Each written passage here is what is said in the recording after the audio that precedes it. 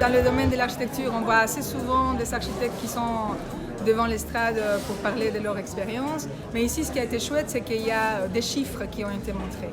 Et je trouve que les chiffres, les chiffrages, le planning, la complexité de la gestion de chantier, mais la complexité de la gestion de la partie étude des projets innovateurs, elle est assez souvent passée à la trappe. On parle que des belles choses et on oublie de dire la vérité du terrain.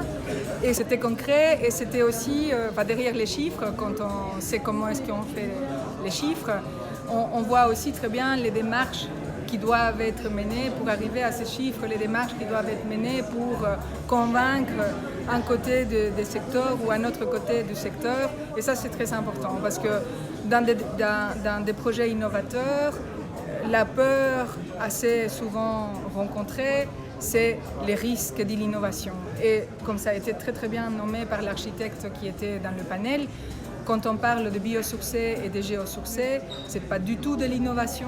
En fait, c'est retourner en arrière sur des techniques connues dans le temps, un peu abandonnées pour un développement industriel qu'on connaît tous aujourd'hui. Et aujourd'hui, elles sont appelées à devenir industrialisées à nouveau.